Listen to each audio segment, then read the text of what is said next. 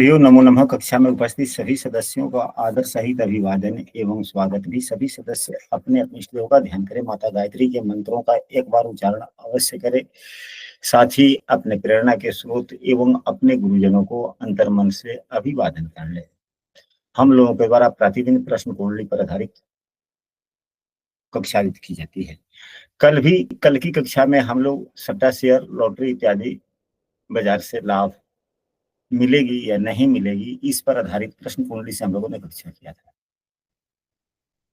यह जो है सट्टा शेयर लॉटरी इत्यादि, यह कई तरह से हो सकते हैं। इसके कई विभाग हो सकते हैं। अलग अलग प्रकार के कंपनियां होती है, तो किस कंपनी में लगाएं, यह भी एक बात होता है। कल की कक्षा में हम लोगों ने सिर्फ एक ही विषय वस्तु नहीं, एक नहीं, दो सूत्रों का ही केवल हम लोगों ने चर्चा किया था। कल की कक्षा में जो चर्चा हुई थी वह जो हुआ था पांचवें एवं भाव के स्वामी एवं लग्न भाव के स्वामी का आपस में संबंध हो। पांचवें एवं पहले या लग्न यानी कि पंचमेश का लग्नेश से संबंध हो, ये इस पर काफी हम लोगों ने डीपली चर्चा किया था। दूसरा इस विषय वस्तु पर किया था कि जब प्रश्न कुंडली से प्रदेश कर दिया जा रहा हो और बात धन प्राप्ति की हो, तो लाभेश एवं धनेश यानी कि दूसरे एवं 11वें के स्वामी का आपस में संबंध भी अवश्य देखें। यह दृष्टि युति संबंध भी हो सकती है, राशि परिवर्तन भी हो सकता है, या यदि प्रश्न कुंडली में यह संबंध नहीं दिख रहा है तो नवमांश कुंडली में देख लिया जाए। संबंध अगर बनते हैं तो भी लाभ के योग बनते हैं। ये नहीं कि केवल एक ही सूत्र बन गए। अब यहीं पे लगने से शुक्रदेव है, यहाँ पर शुक्रदेव मीन राशि में है और शनि भी है। यदि नहीं होते, अगर यहीं पे शुक्रदेव अगर यहाँ पर हो जाते और शनिदेव यहाँ, तो किसी भी प्रकार का आपस में संबंध नहीं बना, और बना तो नहीं बना। अगर यहीं शनिदेव अगर यहाँ पर होते और शुक्रदेव यहीं पर होते तो भी संबंध नहीं बना। तो शनि अगर मेष राशि में है तो इसका नवमांश वृषभ का भी हो सकता है, तुला का भी हो सकता है। अगर यहीं तुला राशि यहीं पे है और शनिदेव यहाँ पर है, यह शुक्र के नवमांश में हो। अब शुक्रदेव यहाँ पर हैं और अंशात्मक मान इनका 23-40 से अधिक होता तो यह कहाँ 23-20 से अधिक होता तो ये कहाँ चले जाते, मकर में। नहीं, 23-40 नहीं, 20 अंशों से लेकर 26-40 के बीच में होते तो मकर में होते या कुंभ में होते। अगर 10-11 जहाँ होता, 2 3 4 5 6 7 8 9 10 यहाँ हुआ, 11 यहाँ। अगर यहाँ पे शुक्रदेव होते नवमांश में यहाँ होते तो नवमांश में राशि परिवर्तन अगर होता है तो प्रश्नकर्ता को लाभ मिलेंगे। समय नवमांश कुंडली में युति नहीं देखना है। नवमांश कुंडली में दृष्टि नहीं देखना है। नवमांश कुंडली में यदि राशि परिवर्तन है तो यह संबंध माना जाए। अब तीसरे सूत्र पर हम लोग चलते हैं। यह कल का सूत्र की बात है। कल की कक्षा में हम लोगों ने घंटों भर चाहे जितना देर चर्चा किया हो, केवल इसी सूत्र पर हम लोगों ने चर्चा करते रहे। अब तीसरे सूत्र में कि पंचम भाव में शुभ ग्रह, और एक सूत्र जो है जो कॉमन होता है प्रश्न कुंडली में, सदैव कॉमन होता है, वह क्या है तो चंद्रमा। क्योंकि व्यक्ति अपने मन से प्रश्न पूछता है और मन का संबंध उस योग से हो जाए तो और लाभ प्राप्ति होने लगती है। अगर यही पांचवें का लग्न से संबंध बन रहा हो, यानी पांचवें भाव के स्वामी एवं लग्नेश का संबंध बन रहा हो और उसमें चंद्रमा भी किसी एक भाव में बैठा हो, पंचम भाव में बैठा हो या लग्न भाव में बैठा हो, या पंचमेश या लग्नेश को देख ले तो और योग में बल मिल जाता है। यानी कि चंद्रमा से यह योग जो बन रहा है, यानी कि जिस सूत्र की चर्चा कर रहे हैं, संबंध का, उन संबंधों में चंद्रमा भी संयुक्त हो जाए, यानी कि चंद्रमा देख ले उन संबंधों को, या उन संबंधों में किसी एक को दो से संबंध बनता है, दोनों में किसी एक से चंद्रमा की युति या दृष्टि भी हो जाती है, तो यह वह योग बलवान हो जाता है। इस सूत्र को प्रश्न कुंडली में सदैव याद रखें। अगर हम नहीं भी बोलते हैं तो समझ ले कि यह सूत्र वहां पर लगाना ही लगाना है। अब इसके बाद में एक सूत्र जो सामान्यतः सभी पुस्तकों में देखने को मिलती है, सभी गुरुजन भी कहते हैं, मैं भी कहता हूं, कि जिस भाव का फलादेश करना हो उसमें शुभ ग्रह हो। तो यहाँ पे देखा जाए कि प्रश्न क्या है, प्रश्न क्या है और शुभ ग्रह कौन है। प्रश्न क्या है और शुभ ग्रह कौन है, तो साधारणतया शुभ ग्रह देव गुरु बृहस्पति एवं शुक्र देव तो खैर होते ही होते हैं। तो पंचम भाव में शुभ ग्रह हो और चंद्रमा के द्वारा दृष्ट हो तो लाभ की प्राप्ति होती है। यह एक सामान्य सूत्र है जो सभी प्रकार के प्रश्नों पर, जिस भाव से संबंधित प्रश्न हो और उस भाव में यदि शुभ ग्रह हो और चंद्रमा के द्वारा हो, चंद्रमा से देखा जाता हो या चंद्रमा से युक्त हो, तो प्रश्न का फल शुभ हो जाता है, यानी कि शेयर बाजार में लाभ मिल जाता है। अब यहाँ पर इस सूत्र के अलावे विशेष सूत्र भी कुछ हो जाते हैं, कुछ विशेष सूत्र भी हो जाते हैं। हम लोगों ने कल की कक्षा में लॉटरी, शेयर बाजार इत्यादि के लिए किन किन ग्रहों की प्रधानता पर चर्चा की गई थी। यदि कोई सदस्य कक्षा में कल शामिल था तो वह ग्रहों की संख्या बतलाए, नाम बतलाए कल की कक्षा वाले।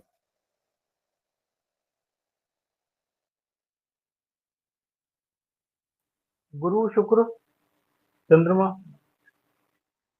राहु, बुध। जी।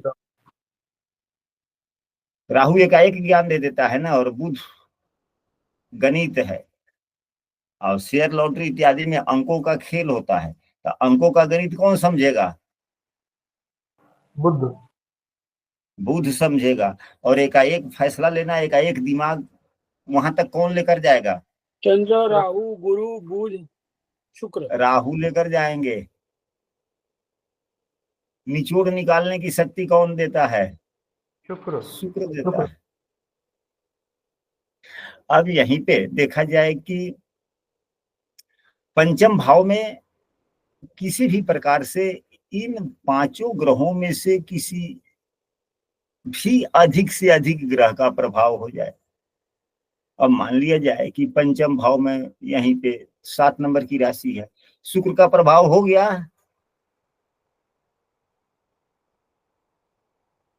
राहु देव बैठ गए, यहां प्रभाव बना, चंद्रमा के द्वारा देखे गए, यह प्रभाव बना, देवगुरु बृहस्पति से दृष्ट हो गए, इसका प्रभाव बना, बुध देव नवमांश में 7 नंबर की राशि में हो गए, बुध देव।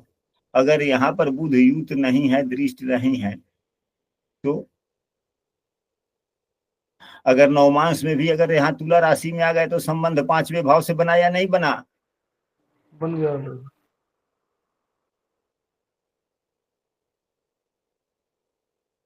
मंगल और सूर्य आमने सामने हो जाए, यह भी पंचमेश एवं पंचमेश का रहे, एकादशेश एवं धनेश का परस्पर संबंध हो गया।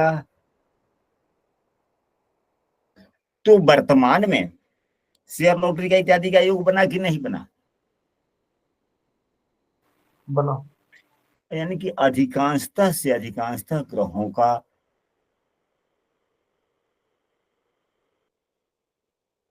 अगर पंचम भाव में ही चंद्रमा हो और नीच का ना हो, पंचम भाव में चंद्रमा हो एवं नीच का ना हो,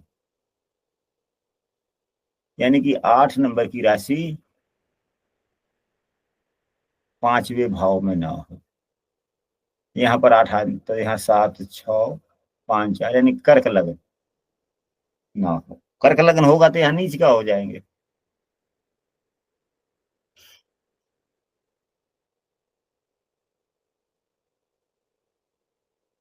पंचम भाव में चंद्रमा हो और नीच के ना हो, और उस चंद्रमा पर शुक्र की दृष्टि हो जाए या चंद्रमा शुक्र से युक्त हो जाए, और राहु देव कुंडली में कहीं भी हो, योग कारक ग्रह के रूप में हो, किस प्रकार हो? कुंडली में कहीं भी योग कारक ग्रह के रूप में, धन प्रदाता के रूप में, यानी कि केंद्र में ही बैठ जाएं। अगर यहीं पे बैठ जाते हैं राहु देव, तो योग कारक कब हो जाएंगे? जब बुध से युत होंगे तब।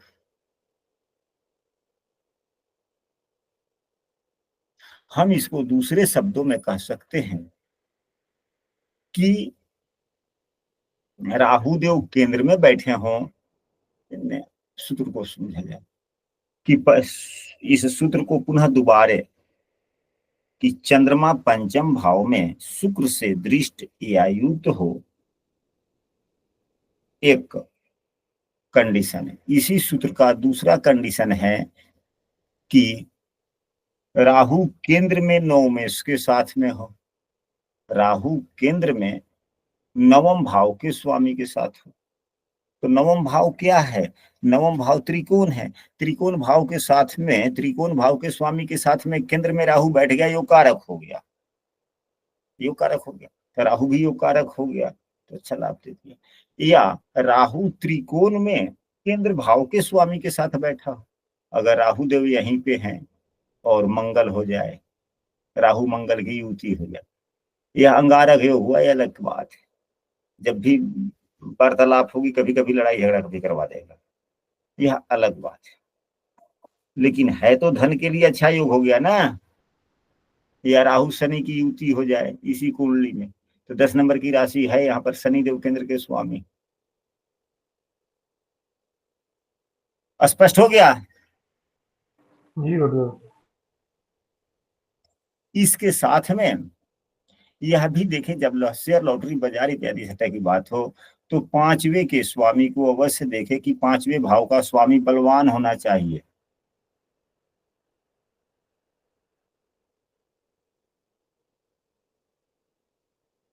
पंचमेश लग्न कुंडली में बलवान हो, पंचमेश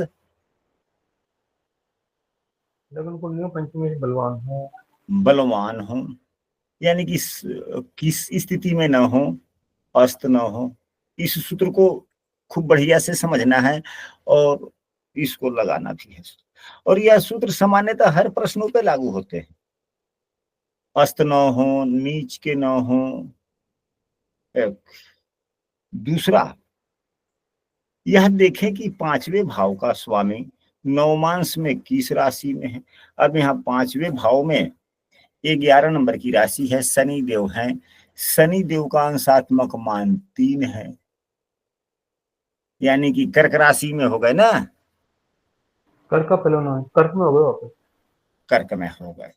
तो जब हम शनि देव को देखेंगे कि नवमांश कुंडली में किस राशि में है, वह जिस राशि में है वह राशि कुंडली के 6ठे, 8वें एवं 12वें भाव में न।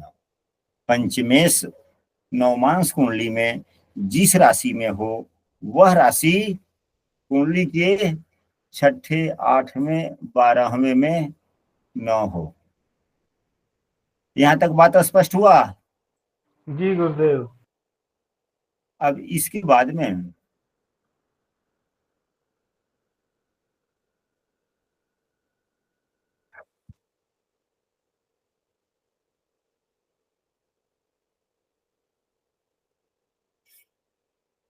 पंच यदि ग्रहों की स्थिति योग कोई भी न बन रहे हों,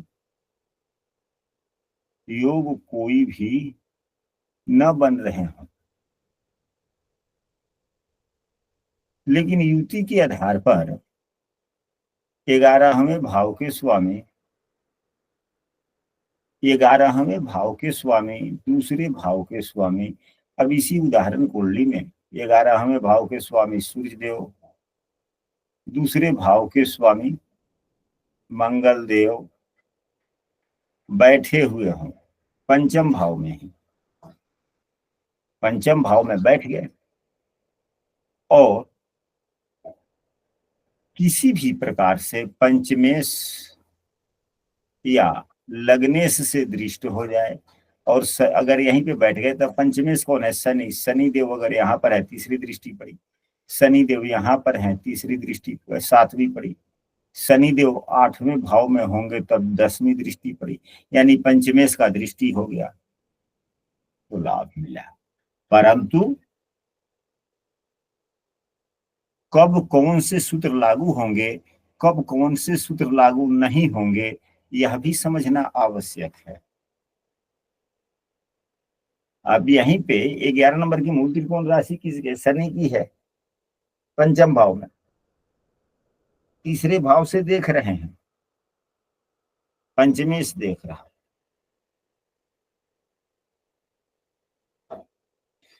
और शनि ही देख रहा है। और लाभेश एवं धनेश कौन है? सूर्य और मंगल है। लाभ मिलेगा या नहीं मिलेगा? शत्रु ग्रह हो गए दोनों, देख रहे हैं। दोनों ही शत्रु ग्रह हो गए, लाभ नहीं मिलेगा। अगर यहीं लाभेश एवं धनेश दोनों ही इनके मित्र होते या समग्रह होते तो प्रश्न कुंडली में तो समता वाली बात चलती नहीं है। अगर एक भी मित्र होते तो लाभ होने की संभावना बनती, यदि दोनों ही मित्र होते तो अधिक लाभ होता, अधिक लाभ होता। अब यहां से देखा जाए, लेकिन यह नुकसान भी नहीं होने देंगे, उतना नुकसान नहीं होने देंगे। पंचमेश परंतु अपने। हाँ, नहीं ना, पंचमेश यहाँ शुभग्रह की राशि में, अगर यही पंचमेश 11वें भाव से देखता तो क्या करता है? तब भी तो बात वही है ना। अब यहाँ पर यह शुभग्रह की राशि में बैठा हुआ है, उद्विग्न नहीं है, लेकिन बैठ भी गया शत्रु राशि में और शत्रु ग्रहों को भी देख रहा है। जबकि सूर्य एवं मंगल का आकस्मिक धन लाभ से कोई संबंध नहीं है। यदि यही आकस्मिक धन लाभ से संबंध बनने वाला होता इन ग्रहों का, तो फिर यह नुकसानदायक स्थितियां नहीं होती, क्योंकि पंचमेश है ना, पांचवे का वह स्वामी हो गया।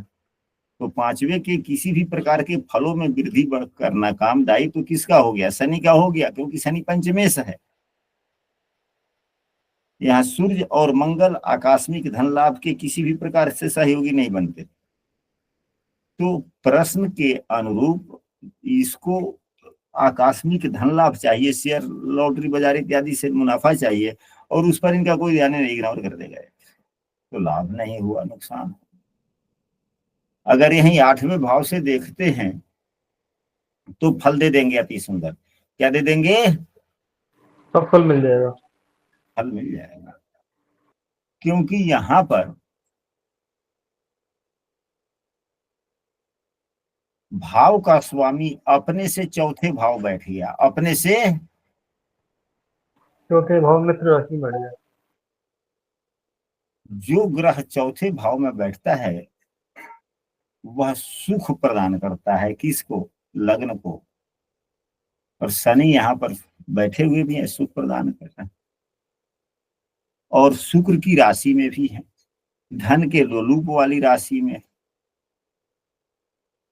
8वें भाव से भी आकस्मिक धन लाभ की चर्चा किसी न किसी मायने में की जाती है, लेकिन फिर भी उतने लाभ नहीं मिलेंगे। अब यहाँ पर पंचमेश की स्थिति, मतलब कि लाभेश एवं धनेश की युति बनी, यह सूत्र बन गया, पंचम भाव में बना, यह भी अच्छी बात है। परंतु सभी सूत्र सभी प्रकार के लग्नों में पूर्ण रूप से प्रभावी नहीं होते, नहीं होते। इसका भी हम लोगों को ध्यान करना, इसे भी समझना है एवं सीखना है। क्या प्रफुल्ल महाराज जी, मैं सही कह रहा हूं कि नहीं कह रहा हूं? मतलब आकस्मिक लाभ नहीं होगा, और वैसे तो लाभ होगा थोड़ा बहुत। और लाभ वाली तो बात ही नहीं कीजिए, यहाँ तो लाभ बिल्कुल नहीं होगा, खराब हो गया इसमें तुला लगन की कुंडली। हाँ, अगर यही बात ये शनि देव का संबंध बड़ा उन्नतिशील है, केवल आकस्मिक लाभ है नहीं देंगे, क्योंकि आकस्मिक लाभ से प्रसिद्धि मिलती है। प्रसिद्धि उस कार्यों से होती है, उस पैसे से होगी जो अस्थाई आय वाली होगा, नौकरी वोकरी से किससे संबंध से होगा, तो अच्छी बात है।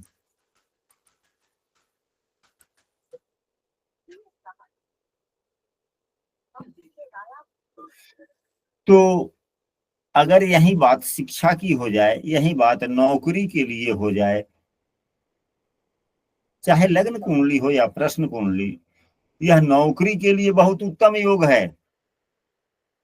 नौकरी के लिए बहुत उत्तम योग है। 11वें भाव के स्वामी एवं दूसरे भाव के स्वामी का पंचम भाव में बैठ जाना तुला लग्न की कुंडली में और शनि के द्वारा दृष्ट हो जाना,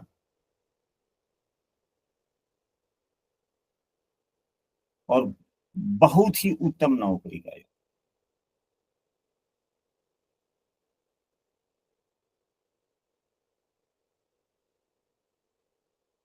तब शनिदेव का काम अच्छा हो गया, क्योंकि सूर्य देव प्रसिद्धि के कारक भी हैं, लेकिन सात्विकता के सहारे। तुला लग्न में जब सूर्य एवं मंगल पर दृष्टि पड़ती है तो योग कारक हो जाते हैं, भले शनि देव योग कारक ग्रह रहते हैं, लेकिन यह योग कारक ग्रह, यहाँ पर एक बात और आती है जो समझना आवश्यक है। यही तो इसी बात की तो कक्षा होती है कि हम लोग सोच कर कुछ और बैठते हैं, चर्चा होने लगती है, और जो सोचते हैं जिन बातों का उपयोग करना, उस वह बात छूट जाती है और दूसरी चर्चा हो जाती है। अगर यही मिथुन लग्न की, मिथुन कहते हैं वृषभ लग्न की यदि कुंडली होती, अगर यही वृषभ लग्न की कुंडली होती तो यहाँ पर ये 10 होते और यहाँ पर ये 11 हो जाता।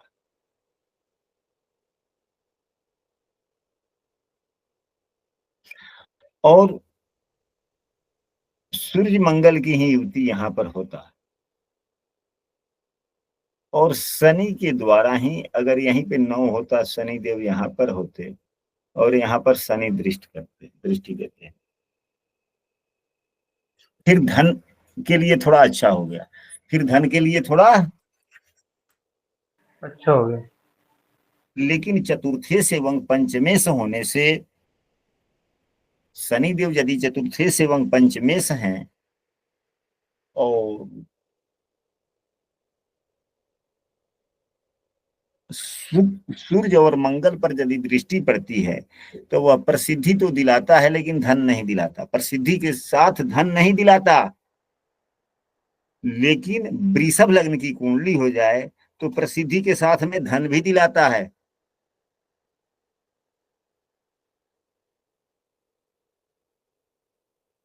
इसका कारण क्या है आप लोग समझ पाएंगे।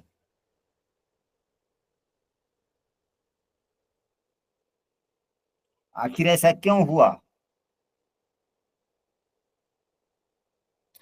तो कहने का मतलब यह है कि यदि तुला लग्न की कुंडली है तो शनि देव सुख भाव के स्वामी हैं, जिसका धन से कोई लगाव नहीं।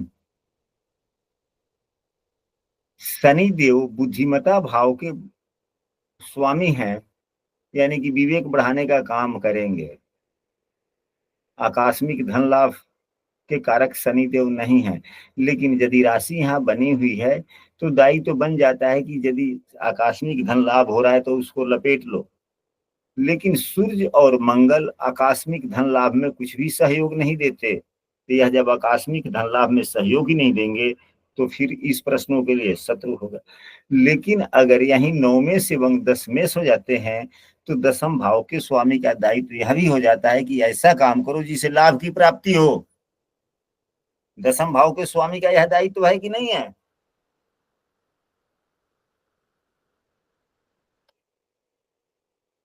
दसम भाव के स्वामी का क्या काम है कि काम करो, ऐसा काम करो जिससे संभावनाएं लाभ की मिले। धन की मिले, और 10वां भाव प्रसिद्धि का भी है, और सूर्य देव यहाँ पर प्रसिद्धि के कारक भी है। तो यहाँ पर पैसा प्रसिद्धि दोनों दोनों हुआ कि नहीं हुआ? जी गुरुदेव, आय भी बढ़ गया, प्रसिद्धि भी। लेकिन तुला लग्न में अगर चतुर्थेश और पंचमेश हो करके अगर बैठेंगे तो चौथे पांचवे से किसी भी प्रकार के धन की बात होगी फिर? नहीं होगी गुरुदेव। तो चतुर्थेश और पंचमेश होकर शनिदेव देखेंगे तो केवल प्रसिद्धि दिलाएंगे ना। जी गुरुदेव। बहुत से व्यक्ति को देखते हैं आपकी, बड़ा बहुत है, विद्वान बहुत है, सब कुछ जानता है, परंतु उसके पास में कार्यों की कमी है, कार्यों गुरुदेव की। जैसे बोलिए। गुरुदेव, जैसे ये जो तुला लग्न की वाली कुंडली की चर्चा हो रही है, तो शनिदेव यहाँ जनता के कारक भी हैं। अगर कोई चुनाव वुनाव लड़े तो उसको लाभ होगा, तो प्रसिद्धि मिलेगी। हाँ, अगर इस प्रकार की तुला लग्न की कुंडली बन रही हो और सूर्य मंगल यहीं पे हो और शनि के द्वारा दृश्य हो, चुनाव नाम लड़ेगा, आगे बढ़ जाएगा। जी धन्यवाद। क्योंकि चौथा भाव जो है वह लोकप्रियता का भी तो है। चौथा भाव लोकप्रियता का है, सूर्य प्रसिद्धि है, तो प्रसिद्धि के साथ में लोकप्रियता तो देंगे ही। और जब प्रसिद्धि, योग कारक ग्रह भी है, जब प्रसिद्धि के साथ में लोकप्रियता देंगे तो चुनाव लड़ेगा तो फिर जीत तो होने की संभावना बनती है। चुनाव में जीतने के योग वाला सूत्र हो गया।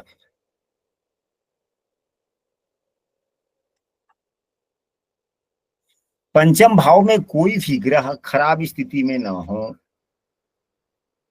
पांचवें भाव में, अब अलग के सूत्र, पांचवें भाव में कोई भी ग्रह खराब स्थिति में न हो, चाहे भले वह देवगुरु बृहस्पति ही क्यों ना हो जाए, बुध राहु चंद्रमा ही क्यों ना हो जाए, शत्रु स्थिति में ना।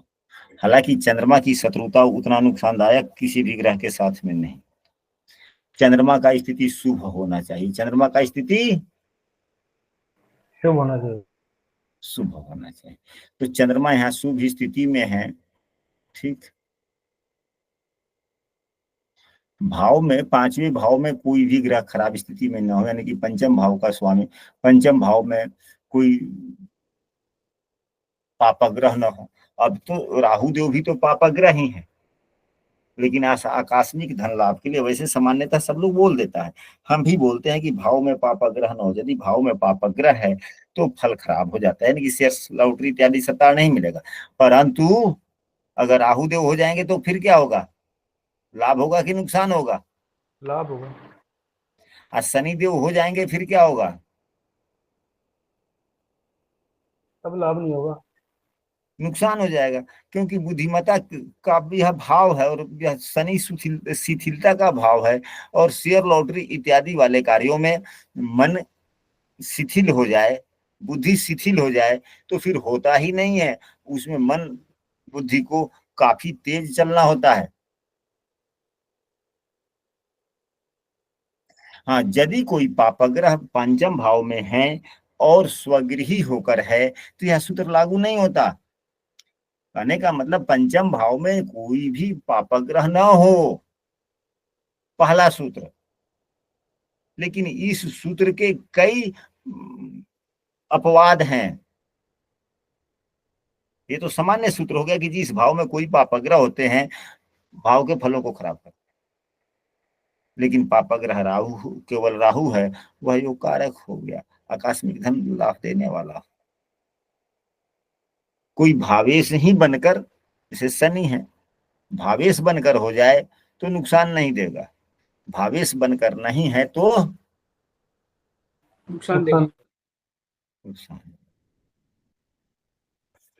और भले ही निर्बल पापग्रह ही क्यों न हो, कमजोर हो, निर्बल हो जाए, पंचम भाव पाप कर्तरी में हो। अब यहाँ पर इधर मंगल की दृष्टि पड़ी, यहाँ पर राहु भी है, शनि भी है, पंचम भाव पाप कर्तरी में है कि नहीं है इस उदाहरण कुंडली में? मंगल देव की 7वीं दृष्टि, केतु की 5वीं दृष्टि चौथे भाव पर, छठे भाव में राहु एवं शनि, राहु ये भी यहाँ पर नुकसान कर रहा। इस भाव में होता तभी तो फल देता ना। राहु एवं पंचमेश की युति लाभकारी है, परंतु है तो छठे भाव में। छठा भाव तो धन का नहीं होता ना। छठा भाव यहाँ पर जो है शनि पंचमेश से युत है।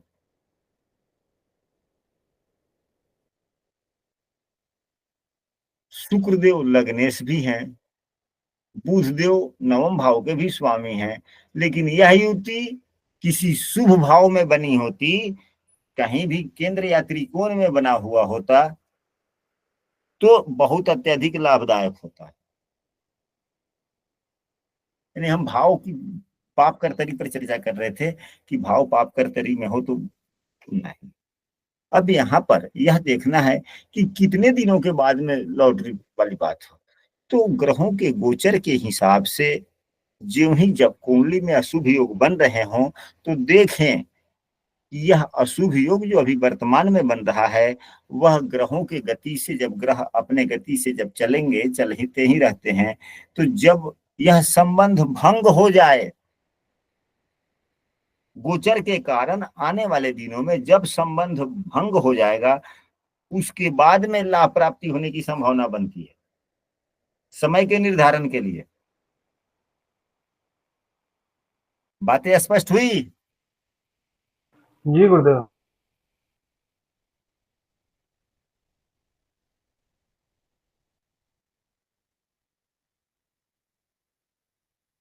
कहने का मतलब अंतिम बात यही है।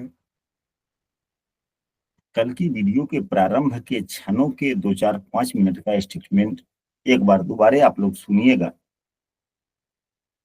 अपने आप स्पष्ट सब कुछ हो जाएगा कि पंचमेश का संबंध लग्न से हो जाए या धनेश 11वें भाव का संबंध हो जाए और उन्हीं संबंधों में बुध जुड़ जाए, बुध चंद्रमा या चंद्रमा जुड़ जाए या राहु जुड़ जाए, यानी कि आकस्मिक धन लाभ वाले में सहयोग करने वाले जो भी ग्रह हैं उन ग्रहों का संबंध हो जाए तो फिर आकस्मिक धन लाभ होने की संभावनाओं में पूर्ण बल मिल जाता है। अच्छा, 2 दिन से इस कुंडली पर चर्चा हो रहा है, तो क्या इस कुंडली वाले व्यक्ति को लॉटरी शेयर बाजार से संबंधित वर्तमान में कोई कार्य करने चाहिए, नहीं करने चाहिए? नहीं करने चाहिए गुरुदेव, तात्कालिक लाभ मेहनत करनी चाहिए, मेहनत नहीं करने चाहिए। यदि वह पूछता है कि कितने दिनों के बाद करें, तो राहु देव अब कुछ ही दिनों में, राहु का अंशात्मक मान 2 है, कुछ ही दिनों में राहु देव पंचम भाव में आने वाले हैं। कुछ ही दिनों में आ जाएंगे कि नहीं आ जाएंगे, अब कुछ महीना नहीं कहना, क्योंकि राहु देव 1.5 अंशों के आसपास के हैं। जी गुरुदेव। तो 1.5 अंश जो ही यह पीछे आएंगे वह पंचम भाव में आ जाएंगे। तो जब पंचम भाव में यह भी आ जाएंगे राहु देव कुछ ही दिनों में, एवं देव गुरु बृहस्पति भी कुछ ही दिनों में राशि परिवर्तन कर नवम भाव में आ जाएंगे गुरुदेव। तो जो ही दोनों आदमी यहाँ पर आ जाएंगे तो यहाँ भी विषम राशि है, यहाँ भी विषम राशि। तो विषम राशि के शुरू के अंशों में ग्रहगण बालावस्था में होते हैं, तो जो ही गुरुदेव का अंशात्मक मान 2 से अधिक होगा तो यह फल देने के लायक हो जाएंगे। तो जब देवगुरु बृहस्पति फल देने के लायक हो जाएंगे, जब देवगुरु बृहस्पति फल देने के लायक हो जाएंगे तब तक राहु देव का भी अंशात्मक मान 30 से कम होता हुआ 27 तक आ जाएगा या उससे कम हो जाएगा। उस समय में फिर शेयर सट्टा लॉटरी से संबंधित लाभ प्राप्त होने की संभावना बनेगी। यानी कि कब शेयर लॉटरी बाजार इत्यादि काम करे तो फिर इनका राशि परिवर्तन के लिए देख ले कि कितने दिनों में राशि परिवर्तन होने वाला है, और अंशात्मक मान से, यानी कि राहुदेव 18 महीने में 30 अंश चलते हैं, एक महीने में लगभग 1.5 अंश, एक महीने में लगभग 1.5 अंश। तो राशि परिवर्तन है, राहु देव का राशि परिवर्तन होने के लगभग 2 महीने बाद चल रही है। यानी कुल मिला जुलाकर हम ऐसे कह सकते हैं। अब मिथुन का नवमांश कितने से शुरू होता है? तो 9 गुना 18 तुला राशि से होता है।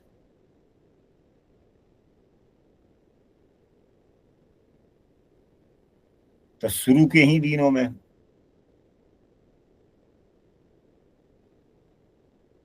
आकस्मिक धन लाभ के लिए तुला राशि में जब नवमांश में रहेंगे, यानी कि गुरुदेव शुरू के ही अंशों में रहेंगे तो लाभ देंगे। या यहाँ भी मंगल या 6, 20, 40 अंशों तक के होंगे तो नवमांश में आओगे तब भी ठीक। 10 अंशों तक के रहेंगे तो अपने स्वराशि को रहेंगे तब भी ठीक है। हाँ, जब इनका गुरुदेव यहाँ पर होंगे और अंशात्मक मान के अनुसार 10 अंश से अधिक और 13, 20 से के बीच में होंगे तो फिर क्या करेंगे, क्या सुझाव देंगे इन दिनों?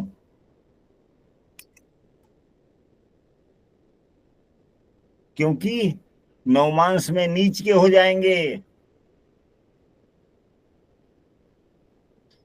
12 दूना 24 से 25 नहीं, इसका 9 दूनी 18, 9 दूनी 18, 19 ठीक है। जब मिथुन राशि का नवमांश किस राशि से शुरू होता है? तुला।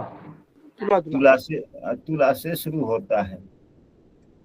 तो जब 10 अंशों से अधिक होंगे, 13, 20 से कम होंगे अंशात्मक मान के अनुसार, तो देव गुरु बृहस्पति नीच के हो गए कि नहीं नीच के हो जाएंगे फिर? जी जी मतलब हो जाएंगे, सही है। तो जब अंशात्मक मान से जब नीच के हो जाएंगे तो फिर बुरे फल देंगे कि नहीं देंगे? हाँ जी, बुरे फल देंगे। तो फिर यही तो डीपली शिक्षा है कि जब जिस योग कारक ग्रहों के द्वारा अगर लाभ होने की संभावनाएं बनती है और आप कहते हैं कि ठीक है इतने दिनों के बाद से लाभ होगा, लेकिन साथ में सावधानियां भी बतलाएं कि इतने दिनों से लेकर इतने दिनों के बीच में जब देव गुरु बृहस्पति का अंशात्मक मान 10 अंशों से लेकर 13, 20 के बीच में हो, यानी कि नवमांश में जितने दिनों तक नीच के हो जाएंगे उतने दिन तक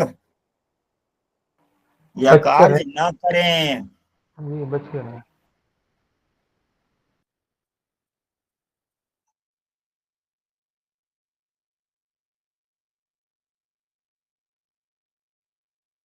अब इसके बाद में प्रश्न कुंडली से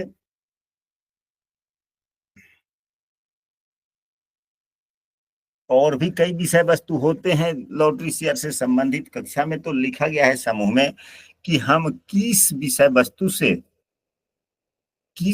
वस्तु से संबंधित क्षेत्र में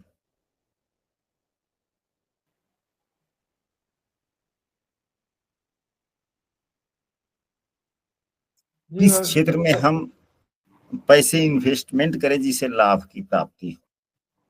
जी गुरुदेव, ये भी बता दीजिए जैसे जो राशि है या लग्न है तो कौन सी कंपनी के शेयर वगैरह लेने चाहिए? नहीं, तो प्रश्न कुंडली में देखा जाए, प्रश्न कुंडली के लाभ भाव को फिर देखा जाए एवं लाभेश को देखा जाए, दोनों में कौन मजबूत है? राशि मजबूत है या राशि का स्वामी मजबूत है? राशि का मतलब होता है कि भाव मजबूत है या भाव का स्वामी मजबूत है।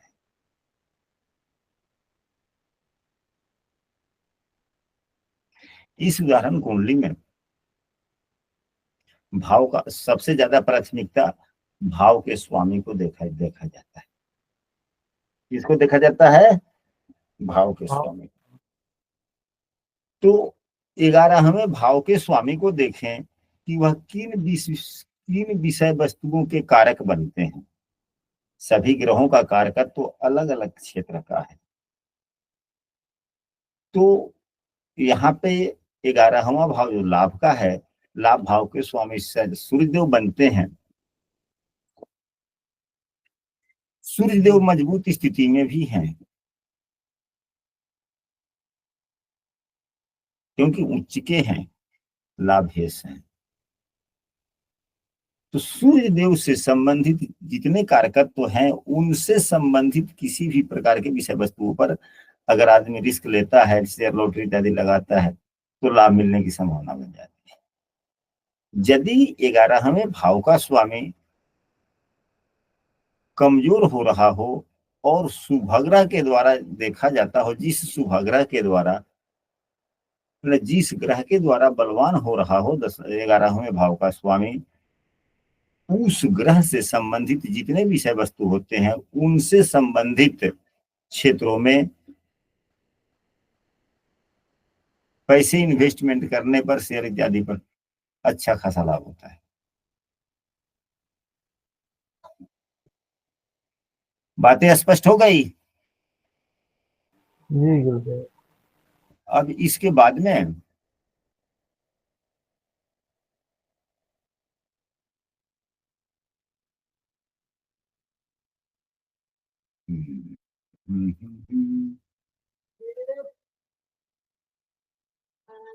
और किसी सदस्य को यदि कोई बात रखनी हो, लिखनी हो, कहनी हो, तो आप लोग अपनी बात रख सकते हैं। आज की कक्षा में हम इतना ही। कल की कक्षा में किसी अन्य विषय वस्तु पर चर्चा हम लोग करेंगे। कई चीज हैं, प्रश्न कुंडली से पदोन्नति यानी कि प्रमोशन या डिमोशन, यही होता है ना। जी गुरुदेव। यह भी धन लाभ के तरफ ही इशारा करता है, क्योंकि यह आजीविका से संबंधित है। प्रश्न कुंडली के सहारे धन भाव से संबंधित जितने भी, यानी कि धन के से संबंधित जितने भी प्रश्न हैं, उसमें एक पदोन्नति भी तो होता है, क्योंकि पदोन्नति होती है तो लाभ बढ़ता है कि नहीं बढ़ता है? जी गुरुदेव, बढ़ता है लाभ। तो कल की कक्षा में नौकरी में प्रश्न कुंडली से प्रमोशन कैसे देखें, इस विषय वस्तु पर कल की कक्षा में चर्चा होगी। जी गुरुदेव।